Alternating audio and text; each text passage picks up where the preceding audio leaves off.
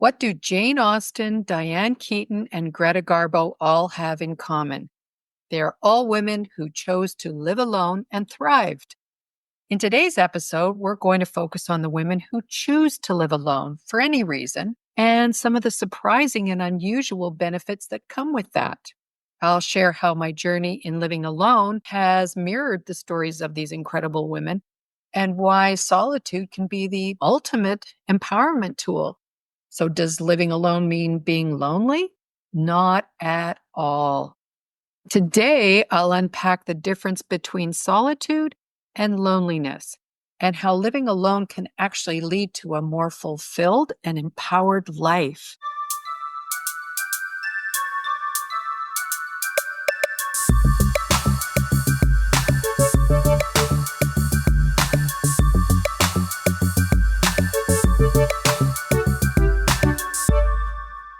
Hey there, this is Women on the Brink.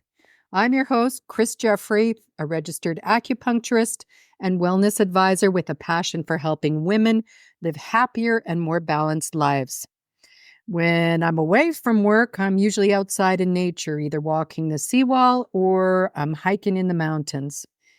And like many of you, my life has been filled with moments of hardship, some that I thought I couldn't overcome and really left me questioning my own strength. But through these challenges, I discovered resilience, courage, and a renewed sense of purpose. So I'm here to share not just my journey, but the lessons I've learned, and to remind you that no matter what obstacles come your way, there's always a path forward. And just to let you know, this podcast is not prescriptive. It's an offering. So please take what resonates with you and leave the rest. Welcome to another episode of Women on the Brink. I wanted to share this episode before we move into February, the month of what many people consider to be the month of romantic love, because I just wanted to provide women who are living on their own with a new perspective. Now, I realize I'm a bit of an unconventional woman. I've never really believed in the stories that Disney fed us about Cinderella or Sleeping Beauty, needing a prince to be happy. And similarly, I'm not into the Hallmark movies where, these attractive people find their romantic love and it magically works out for them. It's not real. And you know what? These stories are very misleading, particularly for girls and young women. And it's not that I'm not a romantic. I truly am. But I think women have been a little duped into believing that if we don't have a partner, we are either missing out or we aren't somehow measuring up to how society defines a woman. When I first started living alone, I was worried about feeling isolated. But over time, I realized it's one of the best things that I've ever done for myself. I've been living on my own for a couple of years and something incredible has happened. I'm waking up feeling happy and excited about the day ahead and the decisions I get to make on my own terms. And as I started to explore this new feeling, I realized that I haven't really lived on my own for over 30 years. And even when I did live on my own for a brief period of time between, my parents' house and marriage, there was usually a boyfriend or a roommate in the picture. So I've never really lived by myself without the influence of some other person in my personal space. So let me expand on this. What I've noticed are some pretty significant changes in my body. I feel more calm. I wake up in anticipation of what the day is going to bring because I get to choose how it plays out. So there's three things that I notice. And the first one is that my energy is now my own. So my mood is not convoluted by other people. Most people's energy is constantly influenced and affected by the people they live with, their kids, their partner, or a roommate. Someone asked me what my goals were for 2025, and I said to expand on what I learned about myself in 2024. And that was to consciously choose to be single. It's not to say that if the right person presented themselves to me that I would be closed off to him, but I am definitely choosing not to be looking for anyone. And this explains why I've chosen to step away from relationships that don't help to charge my battery. And this has nothing to do with ego. It has nothing to do with judging whether I'm better or less than someone else. It has to do with discernment. Does this person's energetic frequency align with my own? And so what I've discovered is that I'm maintaining a certain energetic consistency that has no external interference. So that's the first thing. And the second thing I'm noticing is that I'm taking on more challenges. In the past, I would have let my partner fix anything that wasn't working in the house. But now I realize that I'm capable of doing tasks that I used to find pretty intimidating. And I'll give you an example. When my ex-husband and I split up many years ago, he got the barbecue. So I went out and bought a new barbecue that came in like 1,000 pieces and required assembly.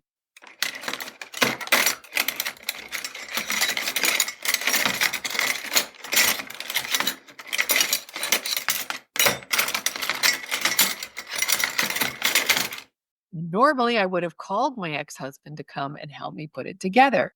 But this time, I decided I was going to do this myself. And I have to admit, it took me hours. And to be honest, there was a point where I realized I had put one piece on the wrong way. So I had to pull things apart and do it all over again. But I did put that barbecue together. And let me tell you, I got so much satisfaction knowing that this was something that I conquered. When we're considering living on our own, some of us, and maybe many of us, have thoughts like, what if the car breaks down or the dishwasher stops working and my partner isn't here to help me deal with it?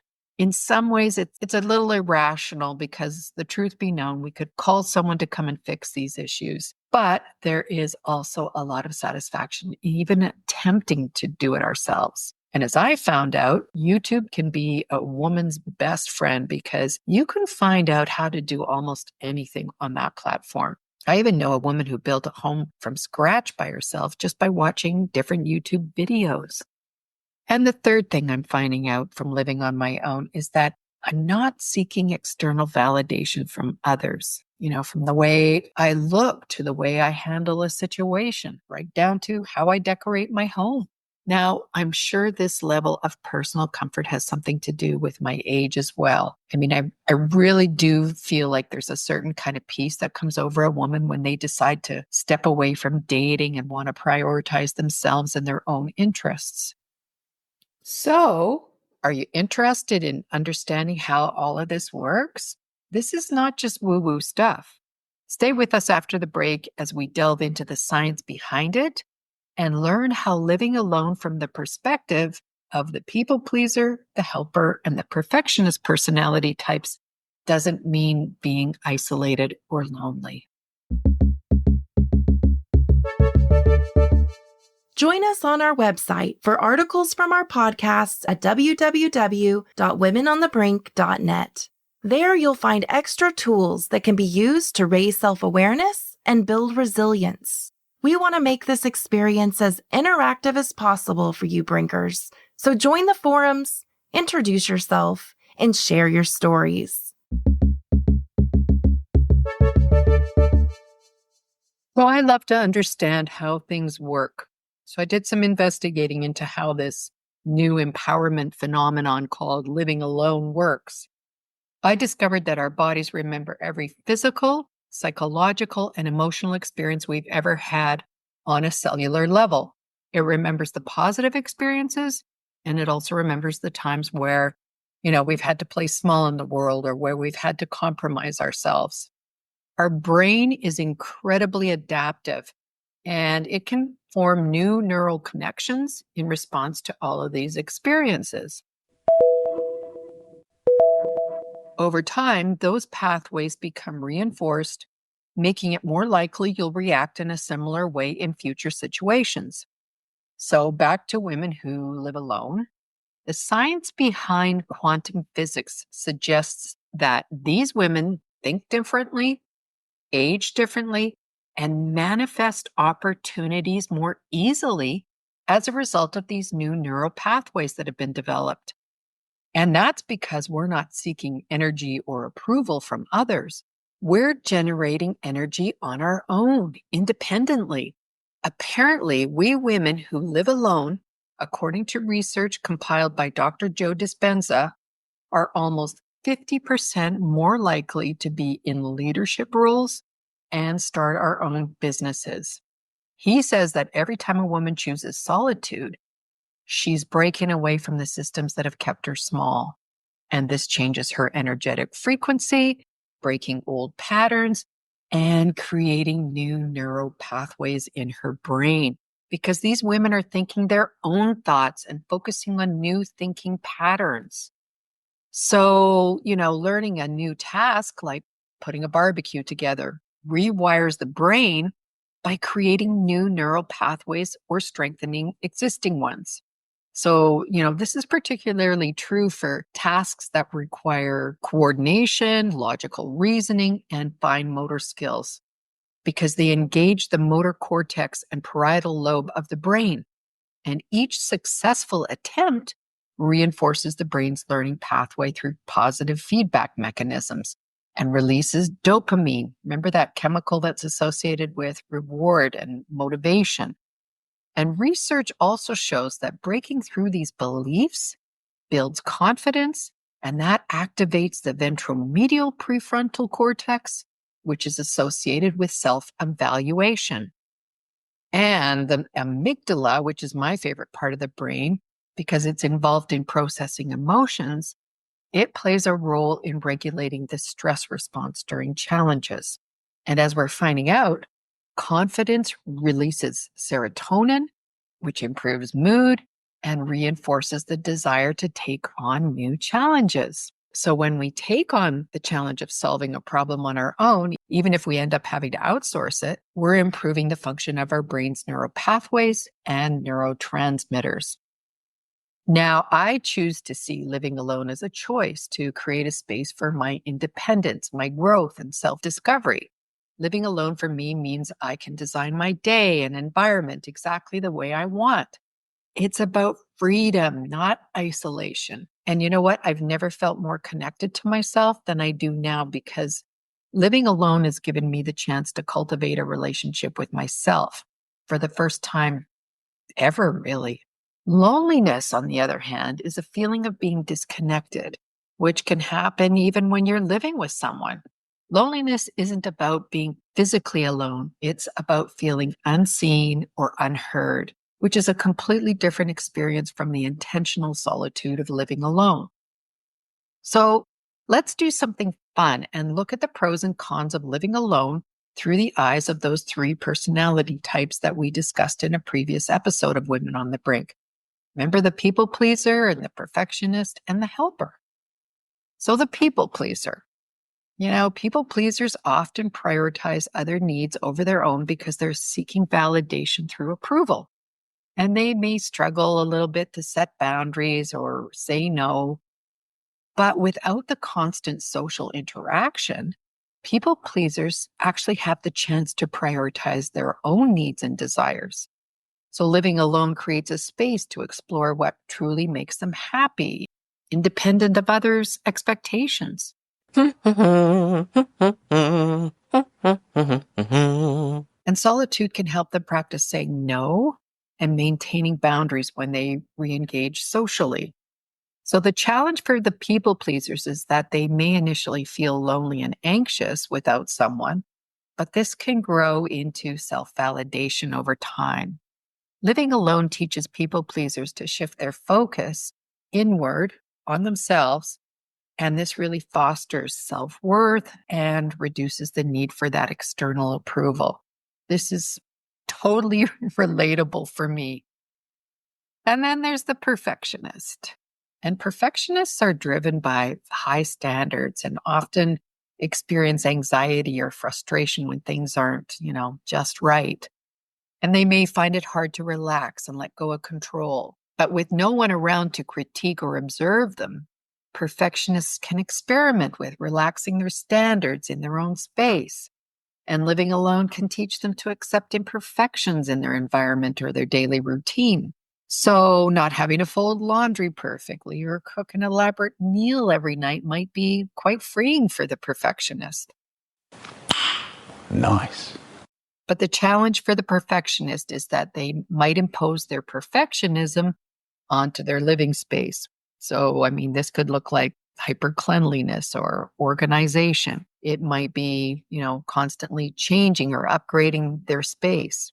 But by living alone, perfectionists can develop self compassion and a healthier balance between, striving for excellence and embracing imperfection. For me, I mean, I love a home that's clean, but I really don't mind it looking lived in, that's for sure. And then there's the helpers. And helpers thrive on caring for others, and they really do derive that sense of worth from being needed. So they might neglect their own needs because they're focusing on, everybody else. But without others to care for, helpers are encouraged to focus on their own well-being and personal growth. The solitude can highlight areas of their life they've neglected. Relatable, which is actually a good thing because it prompts more self-care practices and hobbies. The helper's challenge is that they might feel unfulfilled initially, missing the validation they receive from helping others. But living alone really helps helpers realize their worth is not tied to their role in others' lives, so they can learn to nurture themselves and find joy in personal and creative pursuits. I'd say this is the biggest realization for me. I get to focus on what I want exclusively. So the common benefits for all three of these personalities in living alone are solitude allows for deep introspection, and that helps women understand their motivations, their fears, and their desires. It also creates autonomy, which I think is super important. Living alone forces each of these personality types to rely on themselves, which fosters independence and resilience. But I just want to say, a certain amount of independence is good, it's healthy, but we also need to remind ourselves that we are interdependent beings, meaning that we need to work together with other people to get things done and support one another. So we don't want to become hyper independent where, we don't feel we can even ask people for help. And another common benefit for these three personalities is that without constant external feedback or expectations, women can redefine their sense of purpose and priorities. And this will build confidence, especially when we come to realize that we can manage daily tasks and challenges on our own. So in closing, if you live alone or are considering it, know that it can be one of the most fulfilling decisions you'll ever make. Solitude is not loneliness. It can be freedom. So if you'd like to know more about the benefits of living alone or want to hear the science behind the benefits, I'll put a link on womenonthebrink.net under resources to the YouTube link for Dr. Joe Dispenza's discussion on this. I've listened to it quite a few times actually, and it's really affirming. And I'll also give you some tips for thriving if you're making, the choice to live alone. I'll put them on the blog at womenonthebrink.net. And I want to reiterate that, somewhere down the road, there could be space for someone special in my life, but it won't be from neediness or a feeling that I'm incomplete because I've really come to like the person that's come forth as a result of living alone. So do you have any insight or personal tips in living alone? Please feel free to share them on social media or send me a message. And please share this episode with your friends or with someone who may be feeling lonely and needs a fresh perspective on living by themselves. And please be sure to tune in to Women on the Brink next week. We have another special guest joining us. Her name is Cheryl Carrion Andrisani. She's a mindset coach who will be discussing how she manifested her ideal relationship with her husband of 30 years. And she's manifested much more than that. So this is going to be a discussion you Brinkers won't want to miss. Thanks for joining. And I want you to know that this isn't just a podcast. This is a movement. So share this information with your friends and let's go, ladies.